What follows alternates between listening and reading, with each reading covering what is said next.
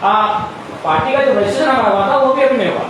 हमारा ना पार्टी का रजिस्ट्रेशन हुआ है, ना हमें अभी सिंबल अलॉटमेंट हुआ है। 8 लोकसभा में हम लोगों को 4 सिंबल मिला। मेरा गैस सिलेंडर था, हमारे 2 साथियों का कैंची था, आगे का गन्ना किसान था, 2 का हेलमेट था। तो उन परिस्थितियों के बाद भी हम लोग लगभग 8 लाख वोट 8 लोकसभा से, यानी एवरेज 1 लाख मान सकते हैं, हमें एक लोकसभा से लेकर आए, जो कि मतलब आसान काम नहीं होता। तो इसलिए ये चीजें हम लोग इसलिए हासिल कर पाए कि राज्यवासियों को हम लोगों ने विश्वास दिलाया कि आपके नेता जब चुन के जाएंगे, आपके वोट से चुन के जाएंगे, तो आपके जैसे होंगे। जैसे जब हम स्कूल डेमोक्रेसी के स्कूल में जब मेरा राउंड टेबल था, तो हमारे कुछ साथी आए जो दिल्ली में रहते हैं, इंजीनियर काम करते हैं, अच्छी सैलरी, आके हम टोटलियों में थे और टी शर्ट में आके हमें एक शर्ट लेकर आए, जींस लेकर आए, बोला नहीं तो आपको एंट्री नहीं मिलेगा। हम बोले नहीं, हम जनता के लीडर हैं, मेरी जनता जो अफोर्ड कर पाएगी हम उसी ड्रेस में आएंगे, अगर एंट्री नहीं मिलेगा हम झारखंड वापस चले जाएंगे, लेकिन हम अपने व्यवहार में किसी प्रकार का परिवर्तन नहीं करने वाले हैं।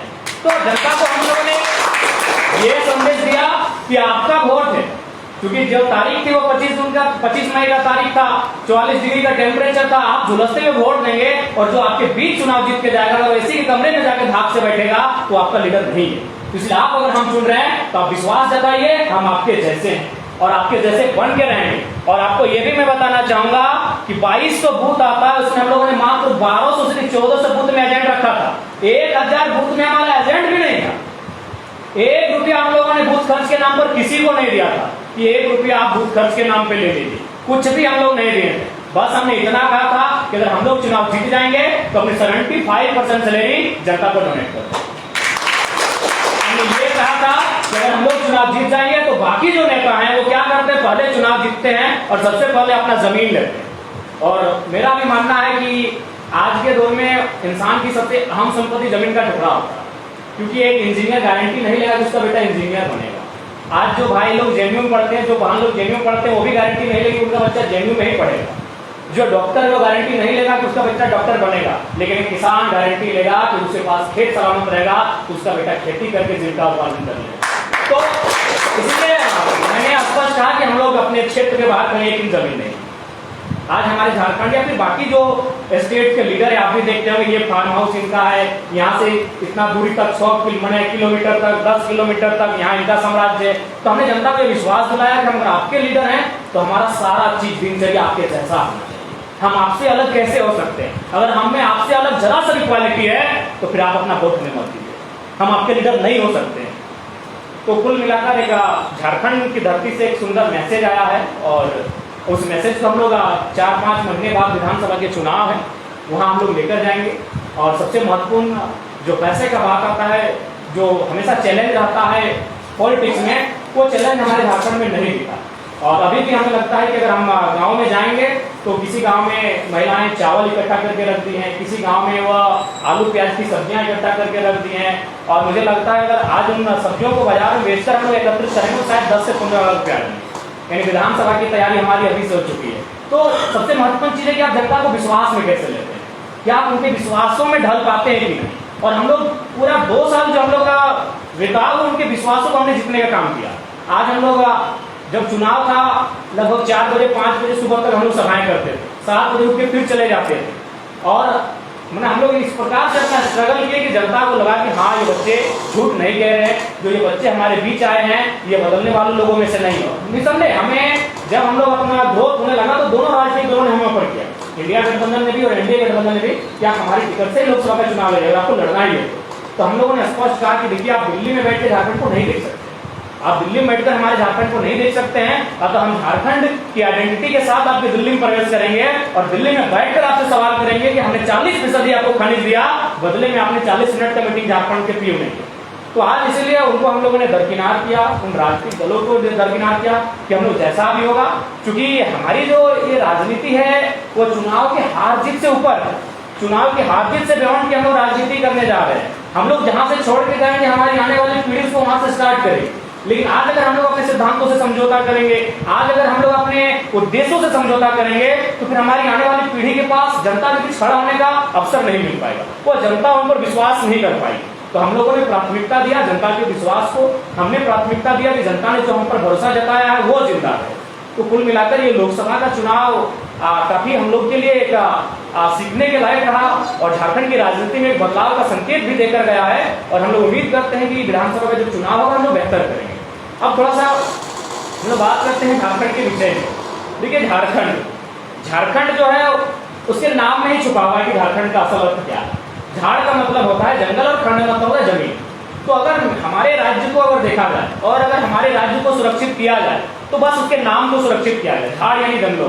अगर हमारे जंगल सुरक्षित हो जाएंगे, हमारे जंगलों का अवैध कटाई नहीं होगा, उद्योगपतियों के हाथों में हमारे जंगलों का बेचा नहीं जाएगा, तो हमारा झारखंड बहुत सुंदर है। और खंड यानी जमीन का टुकड़ा। मैंने बार बार कहा, क्योंकि हम लोग माइंस के एरिया से आते हैं तो जाहिर सी बात है योजनाएं परियोजनाएं वहां जाएंगी, सरकार की नीतियां वहां तक पहुंचेंगी।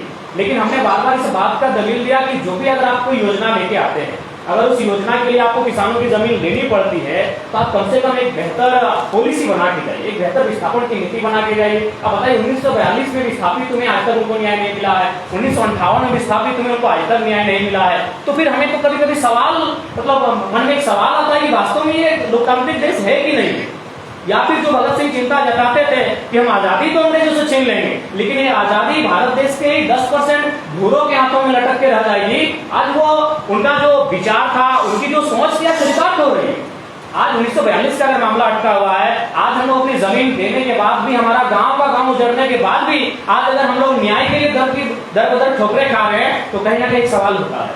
तो इसलिए आज हम लोगों ने ये दलील दिया पूरे राज्य के सामने जाकर, यदि हमारी जमीन किसी माइंस के लिए ली जाती है, किसी नए उद्योग के लिए ली जाती है, तो वहां एक बेहतर विस्थापन नीति बने। और पहला ये हो प्रयास कि अगर उद्योग की स्थापना हो तो ऐसे जगह पर हो जहां फसलें ना उगाई जाती हो। अभी एक बड़का गांव क्षेत्र आता है, वहां देखिए लगभग 2 साल से अडानी प्राइवेट लिमिटेड कंपनी जो है वो कोयला खनन के लिए बहुत उत्सुक है और लोग लगातार 2 साल से उन्हीं खेतों पर धरना देकर बैठे हैं। लेकिन किसी न्यूज में नहीं, किसी चैनल में नहीं। यहाँ सीमा मैडम आ जाती है कहाँ से, तो वो नेशनल न्यूज बन जाता है। लेकिन आज 2 साल से अपने खेतों पर बैठे हैं, ये बोलकर बैठे हैं कि इस खेत से हम 4 प्रकार की फसल उगाते हैं, धान उगाते हैं, गेहूं उगाते हैं, गन्ना उगाते हैं और सब्जियां उगाते हैं। लेकिन आज उसको कहीं 3000 रुपए प्रति डिसमिल आ रहा है, कहीं 4000 रुपए प्रति डिसमिल आ रहा है, यानी मामूली दर में उन जमीनों का अधिग्रहण किया जा रहा है। वेले भाई 2 वर्षों से धरने पर बैठे हैं, वहां अगर परिवार का एक न एक सदस्य धरने पर आज 2 सालों से बैठा है। अगर कोई घर खाने के लिए जाता है तो ड्यूटी में दूसरा सदस्य आके बैठता है और वहां का माहौल एक ऐसा कर्फ्यू लगा जैसे मानो अब तालिबान में प्रवेश किया हो। पुलिस का इस प्रकार से चौकसी है, चौकन्ने है मानो अब तालिबान में प्रवेश किया। तो मेरे कहने का मतलब है कि जमीनें हमारी हैं। सबसे पहला बात तो भूमि अधिग्रहण का कानून, चूंकि एक बेहतरीन मीडिया मैंने हाल ही फिलहाल का घटना है, एक नक्सली का इंटरव्यू किया था। जैसे आप कहते हैं कि जेएनयू को लोग नकारात्मक दृष्टिकोण से देखते हैं, तो हम भी हमारे जो झारखंड को है, लोग अगर कोई विरोध की आवाज गूंजे, अगर जल जमीन जंगल की बात करें, उसे नक्सली कहा जाता है। तो एक नक्सली का इंटरव्यू लिया गया था, उसने स्पष्ट कहा कि अगर झारखंड की समस्या का समाधान करना है तो 50% समस्या का समाधान केवल भूमि अधिग्रहण कानून से। 50% जो समस्याएं हैं वो केवल और केवल भूमि अधिग्रहण कानून को आप सुदृढ़ कर दीजिए, मजबूत कर दीजिए, झारखंड की आधी समस्याएं खत्म हो जाएगी। तो इसलिए हम चाहते हैं, चूंकि जिस आवाज को हम लोग सदन में रखना चाहते थे, हम लोग चुनाव जीत नहीं पाए, आता सदन में तो नहीं रख पाएंगे, लेकिन हम जेएनयू परिसर में हैं, जेएनयू के छात्र परिवार के बीच में है, माननीय अध्यक्ष के बीच हम उपस्थित हैं। जब जेएनयू में कभी कोई विमर्श हो, कभी विचार मंथन चिंतन का कोई कार्यक्रम हो, हम चाहेंगे कि झारखंड के मुद्दों को भी आप चर्चा करें। बेशक सदन में हमारी आवाज कोई ना बने, हम चाहेंगे जेएनयू के परिसर में हमारी आवाज को रखी जाए, हमारी आवाज को सुनी जाए, हमारी विचारों पर चिंतन मंथन किया जाए, हमारे मुद्दों पर चिंतन मंथन किया जाए, ये हम जेएनयू परिवार से अपेक्षा रखते हैं। तो कुल मिलाकर ये झारखंड की समस्याएं हैं और उन समस्याओं को लेकर लगातार हम लोग संघर्ष कर रहे हैं और संघर्ष करते करते आज कई पीढ़ी बीत चुके हैं। आज हमारे दादाजी अपने नेक्स्ट पीढ़ी को विरासत में आंदोलन देकर गए हैं, वो पीढ़ी हमें विरासत में आंदोलन देके जा रही है। ये झारखंड की परिस्थितियां हैं। तो इसलिए इसका समाधान निसंदेह उस सदन में है, उस सदन में जो लोग बैठे हैं उनके कलम में है, लेकिन उनकी चाहत क्या है, वो चाहते क्या है। अगर उनमें सामाजिक न्याय है, अगर उनमें सामाजिक समरसता है, तो मुझे लगता है इस समस्या का समाधान करने में पल भर की देरी नहीं लगेगी। लेकिन वे लोग चाहते हैं कि लोग हास्य में रहें, उनकी जय जयकार करें, उनका जिंदाबाद मुर्दाबाद करें, तो शायद ये प्रयास भी ना करें, नहीं तो आज 70 साल नहीं बीत जाते। इसलिए मैं आपको एक ताजुब की बात बताना चाहूंगा। आज सेव की बात कही जाए तो सेव आपका कश्मीर में मिलता है, लेकिन जब कश्मीर का सेव हमारे झारखंड में जाता है तो ऑटोमेटिकली रेट में अंतर आता है। अगर कश्मीर का सेव आपको दिल्ली में भी आएगा तो रेट में अंतर आएगा। ठीक उसी प्रकार दक्षिण भारत में आपका नारियल पाया जाता है। जो रेट दक्षिण भारत के नारियल का दक्षिण भारत में, वो रेट दिल्ली में नहीं है, लेकिन हमारा कोयला का रेट पूरे ऑल ओवर इंडिया में थी। अब क्यों है मुझे आइडिया। यानी हमारे राज्य के साथ इस प्रकार का शोषण दोहन है जिस व्यथा को हम लोग सदन में रखना चाहते थे, इसलिए लोकसभा का चुनाव लड़े, लेकिन अवसर इस बार नहीं मिला है। जब अवसर मिलेगा अपने राज्य की व्यथा को वहां पर जरूर पहुंचाएंगे, उसका समाधान लेके आएंगे। लगभग 27% कोयला अकेले देते हैं। प्रमुख 8 यूनिट हैं कोयला के, शायद 2 सब्सिडी टाइप के हैं। प्रमुख 8 यूनिट है कोयला के, जैसी जानकारी है, बीच का मैं अध्ययन नहीं किया हूँ। उनमें 4 यूनिट हमारे झारखंड में है, लेकिन कोल इंडिया का हेडक्वार्टर कलकत्ता में। हमें कलकत्ता से कोई आपत्ति नहीं, न कलकत्ता के लोगों से। मेरा ये तर्क है कि जमीन हमारी गई, एक नहीं, एक कोयला की परियोजना में 100 गाँव हो जाए, और गाँव के अंदर से आग निकलती, उस आग के बाद न जाने कई प्रकार के ऐसे गैसेस निकलते हैं जिससे हमें महामारियों के रूप में सामना करना पड़ता है। हम गांव से बेदखल हो गए, अपनी जमीन से बेदखल हो गए, हम अपने पूर्वजों की संपत्ति धान और गेहूं से बेदखल हो गए। तो मेरा मानना है जब बेदखल हमारा हुआ है, उस जमीन के नीचे कत्लेआम हमारा हुआ है, तो अगर कोल इंडिया का हेडक्वार्टर कलकत्ता न होकर हमारे झारखंड के धनबाद बोकारो में होता, तो हमारी समस्याओं का समाधान कभी हम समस्याओं का समाधान लेके वहां पहुंचते। तो मतलब कह सकते हैं यही नहीं, और चूंकि हम लोग मान के चलिए कि स्टूडेंट है, हो सके आपके बीच जब हम अपनी बातों को रख रहे हैं तो आपको भी लगेगा कि हम केवल सुना रहे हैं। जी नहीं, हमारी कुछ दिन पूर्व बात एक नागपुर में कार्यरत डायरेक्टर सौरभ, जो खनन के डायरेक्टर है, उन्होंने भी इसी बात का तर्क दिया कि पता नहीं है झारखंड के साथ ऐसा क्यों होता है। हम लोग महाराष्ट्र में WCL वेस्टर्न कोलफील्ड लिमिटेड के तहत 75 लोगों को नौकरी देने का काम किया, फिर उनका जमीन अधिग्रहण किया। लेकिन हमारे यहाँ पहले जमीन मैंने ताकत से लिया जाता है, जैसे ईस्ट इंडिया कंपनी का शासन था। झारखंड में आप उसी शासन को देख सकते हैं अगर आप करीब से देखना चाहते हैं। प्रशासन की टीम आई है, मैंने तो कई अवसरों पर कभी धरना में गया तो वहां मैंने बकायदा SP से सवाल भी किया कि सर मुझे आपके कृत्य को देखकर कभी कभी ऐसा प्रतीत होता है कि हम ईस्ट इंडिया कंपनी के शासन में ही है। मैंने ये पूछा कि हम कंपनी से अपना आंदोलन करने आए हैं, हम कंपनी से अपनी मांग रखने आए हैं, तो आप चारों तरफ घेर के हमें खड़े हैं, लाठी लेकर खड़े हैं कि अगर हम लोग कुछ करेंगे तो लाठी चार्ज करेंगे, क्यों? तो उन्होंने कहा कि कंपनियां हमें टैक्स देती है। हमने एक सवाल किया, हमारा किसान का खेत भी तो टैक्स देता है, अगर हमारे खेतों में हाथी आता है कभी घेर के खड़े नहीं होते, तो इसका क्या अर्थ है जरा बताइए। उनके पास कोई उत्तर नहीं।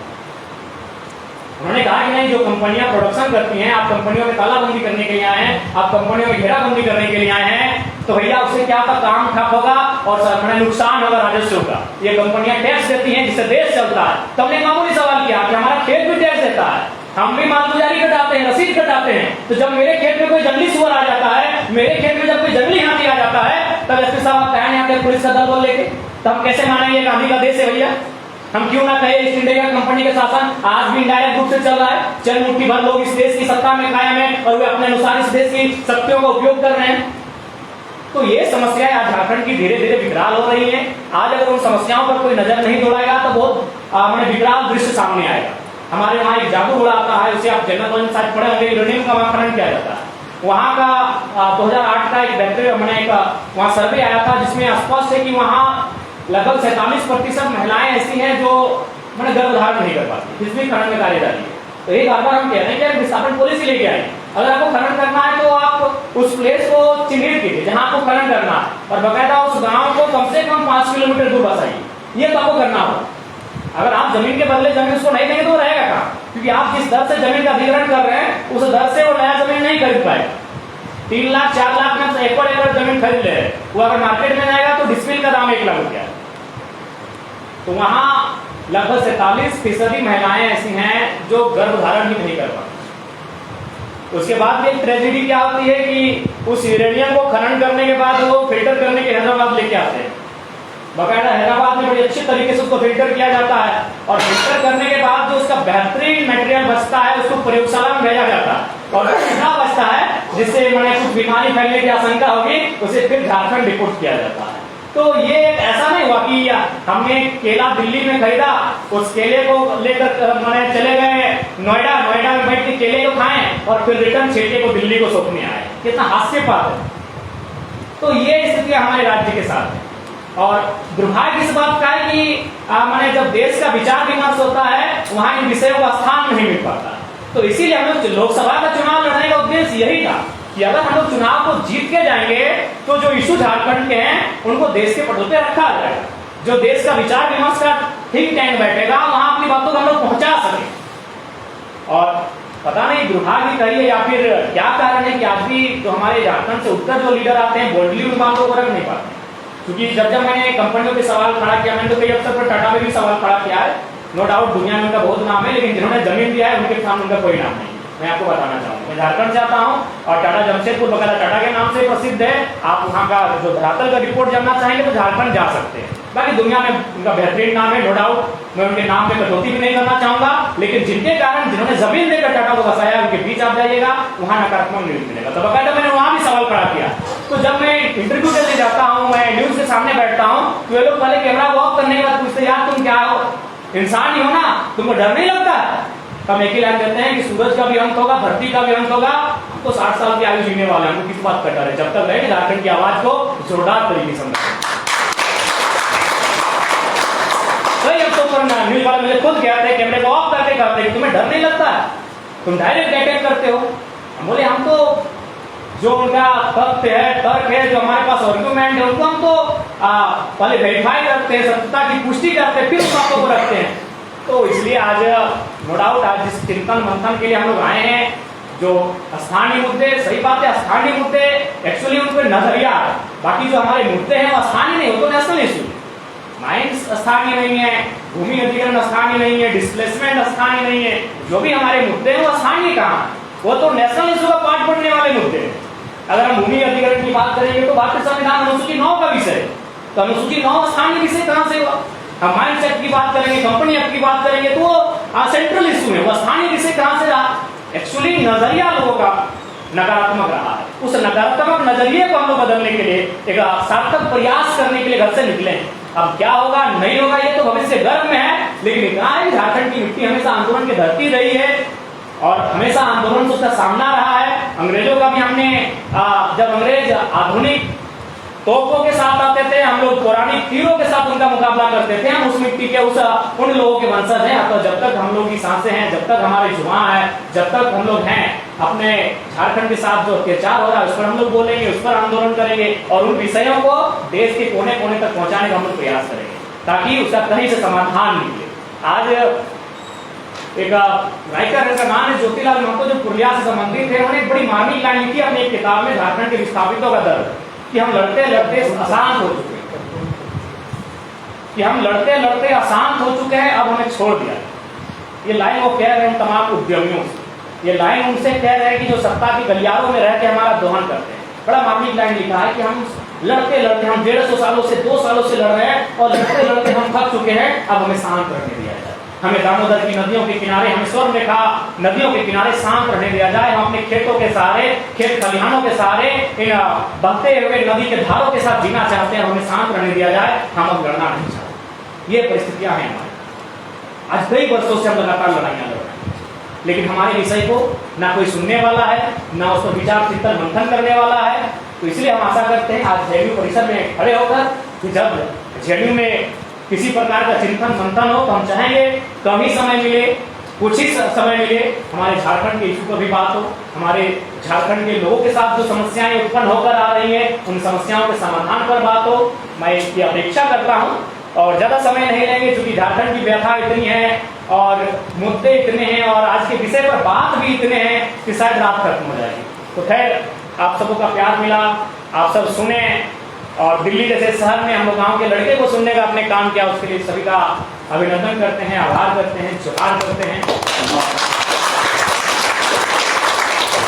अंत में इतना ही कहेंगे कि हम लोग अपनी आवाज के माध्यम से भारत बचाने की मुहिम में, क्योंकि गांधी कहते थे भारत की आत्मा बसती है गाँव में और गाँव की आत्मा बसती है किसानों में। हम तो किसानों की बात करने निकले हैं। हमने कभी उद्योग का विरोध नहीं किया, हमने कहा उद्योग सिस्टमेटिक लगे, क्योंकि हर कोई उद्यमी नहीं हो सकता लेकिन हर कोई किसान हो सकता है, हर कोई अनाज उत्पादन कर सकता है, हर कोई अनाज, हर किसी का पेट अनाज से ही भरता है। इसीलिए मैंने प्रथम स्थान पर किसानों को ही रखा है। इसीलिए मैंने पहला जो अपने आवाज बुलंद किया है वो किसान के खेत और खलिहान को लेकर किया है। और ये मेरी आवाज नहीं, ये आवाज तो देश के 5वें प्रधानमंत्री माननीय चौधरी चरण सिंह की थी, जो कहा करते थे कि किसानों एक नजर रखना लाल किला के मचान पे और दूसरी नजर रखना खेत खलिहान पे। तो हम तो उन्हीं विचारधारा को लेकर आगे बढ़े हैं, इसी विचार को आत्मसात करके आगे बढ़े हैं। और हम तो सामाजिक न्याय की बात करने वाले युवा हैं। हम चाहते हैं ये भगत सिंह के सपनों का भारत बने, जो जेल डायरी में लिख के जाते हैं, जिस देश में कोई व्यक्ति इतना अमीर ना हो कि दूसरे व्यक्ति को खरीद ले, और कोई व्यक्ति इतना गरीब भी ना हो कि उसे अपने आप को बेचना पड़े। आज भारत के हालात क्या है ये आपसे नहीं छुपा है। आप तो भारतीय हैं, आप विद्यार्थी हैं, आप इस देश के भविष्य हैं, आप प्रबुद्ध लोग हैं, आप यहाँ जितने छात्र बैठे हैं इस देश के भविष्य हैं, आपसे ये बात छुपा नहीं है। आज देश की क्या स्थिति है, आज व्यक्ति के पास ये हालात उत्पन्न हो गए हैं, उसे अपने आप को बेचना पड़ रहा है। कहने का तात्पर्य एक अपने आप को अपने आने वाली पीढ़ी की खुशियों को प्राप्त करने के लिए बंधुआ मजदूर बना के रखना पड़ रहा है। ये परिस्थितियां हैं। तो आज भगत सिंह ने जो 100 साल पहले जो चिंताएं जताई थी, जो 1920, 25, 1930 के दौर में, आज 2024 में भी वो चिंताएं सत्य हो रही हैं। आज उनकी एक चिंता सत्य हो रही है। तो इनका समाधान केवल हमारे भाषणों में नहीं है, इनका समाधान केवल हमारी संगोष्ठियों में नहीं है, इनका समाधान धरातल पर है। जब हमारे जैसे नौजवान राजनीति में आएंगे, क्योंकि भारत एक लोकतांत्रिक देश है। मैंने बार बार अपने संबोधन में अपने जनता में एक ही चीज कहा कि इस देश में कानून इंजीनियर नहीं बनाते हैं, इस देश में कानून डॉक्टर नहीं बनाते हैं, इस देश में कानून प्रोफेसर नहीं बनाते हैं, इस देश में कानून दो ही जगह बनते हैं, या तो आपके संसद में या तो विधानमंडल में। वहां आपको जाना होगा। जब वहां सिद्धांतिक राजनीति करने वाले युवा बैठेंगे, उन चिंतन शिविरों का हिस्सा बनेंगे, इस देश में बदलाव जरूर आएगा। लेकिन सवाल यह भी होता है कि जब वो युवा जो आज आक्रोशित है, जो आज कुंठित है, जो आज इस बात को चाहता है कि बदलाव हो, जब वो राजनीति के गलियारों में कदम रखेगा, अपने आप को उन विचारधाराओं के साथ टिका के रख पाता है कि नहीं, ये चुनौती है। क्योंकि हम उम्र में हैं, ये स्वाभाविक है, यही बात करने की उम्र है, हमारा यही लहजा होता है, हम लोग इसी लहजे में बात करते हैं, यही आक्रोश में बात करते हैं, यही उग्र स्वभाव में हम लोग बात करते हैं। लेकिन सवाल ये होता है कि ये जगह महतो जो आज आपके बीच खड़ा होकर बात कर रहा है, ये झारखंड में अस्पताल के छत से जो खड़ा होकर बात कहता है, क्या सदन में हमारी उपस्थिति यही हो पाएगी? ये सवाल खड़ा। जिस दिन हमारे दोनों कैरेक्टर में अंतर नहीं होगा, जो हम छात्र जीवन में सरकार की नीतियों को लेकर जितनी आलोचना कठोरता के साथ करते हैं, और संसद भवन के भीतर भी बैठकर जिस प्रकार हम आलोचना कठोरता के साथ करेंगे, अगर हमारे दोनों चरित्र में बदलाव नहीं होगा तो देश जरूर बदलेगा। इस बात की बात मैं देश का तो वर्तमान में नहीं कर सकता हूं, लेकिन मुझे पूर्ण विश्वास है आधे झारखंड को मैं तब्दील करूंगा। मैं पूरे झारखंड के लिए बात नहीं कह रहा हूं कि झारखंड में विविधताओं का राज्य है, विभिन्न भाषाएं हैं, विभिन्न प्रकार की परंपराएं हैं, लेकिन मैं जहां संबंध करता हूं उसे उत्तरी छोड़नागपुर कहा जाता है। वहां तो हम लोगों ने एक पूरा बहुत बेहतरीन तरीके से बिगुल पोंगने का काम किया है, और वो उसके जो पड़ोसी हिस्से हैं यानी प्रमंडल के हिसाब से वहां भी वो झलक देखने को मिलेगी। बिल्कुल हम लोग जो कहते हैं उन विचारधाराओं को राजनीति में लेकर आए हैं, और हम लोगों ने जो जनता के बीच कहा है उस पर हम लोग अमल रहेंगे, इस बात की हम लोगों ने गारंटी दिया है, तभी आज हमें 8 लाख वोट मिले। तो इसलिए जिन विषयों पर हम लोग चिंतन मंथन करते हैं, जिन विषयों को लेकर हम लोग आलोचनाएं करते हैं, विवेचनाएं करते हैं, जब हम उस गलियारों में प्रवेश करते हैं, जब जिम्मेवारी के पदों पर अपने आप को स्थापित करते हैं, वहां हमारा नजरिया कैसा रहता है, वहां हमारा व्यवहार कैसा रहता है, वहां हमारा चरित्र क्या रहता है, ये मायने। नो डाउट आज जिस परिसर में मैं बैठा हूं, इन्हीं में से आप अच्छे अच्छे पदों पर जाएंगे भविष्य में, इसमें कोई शंका नहीं है। ये जेएनयू है, मुझे इस बात को कहने में किसी प्रकार की आवश्यकता नहीं है।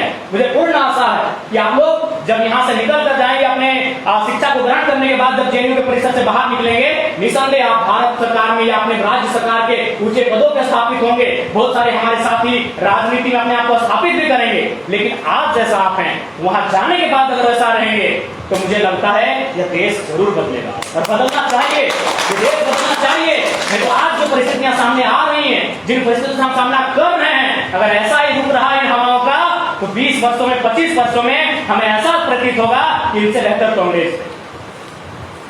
आज अगर चूंकि मैं झारखंड से आता हूं, मैं किसी भी बात को लेकर मैं अपने हक को मांगने जाता हूं, तो प्रशासन एक चीज हमें उपहार में रखी है, जैसा आपने फूलों की गुलदस्ता हमें थमाई तो 353 का धारा रखती है। क्या ये स्वागत है 353 का धारा सरकारी काम में बाधा डालने के लिए? अब बस वहीं से आपका किस्सा खत्म। वहां से अगर आप हिम्मती नहीं है, आप अगर हौसले वाले नहीं है, तो आपका किस्सा खत्म। आप मत बात कीजिए विस्थापकों की, आप मत बात कीजिए छात्रों की, आप मत बात कीजिए किसानों की, आपका स्वागत 353 की धारा से। तो खैर विषय को ज्यादा ना बढ़ाते हुए आप सबों को पुनः धन्यवाद। आप लोगों ने जेएनयू के ऐतिहासिक परिसर में, भारत देश के नामचीन परिसर में मुझे आने का अवसर प्रदान किया, इसके लिए मैं तमाम जेडीयू परिवार का आभार व्यक्त करता हूं और पुनः जय हिंद, जोहार झारखंड, लाल सलाम।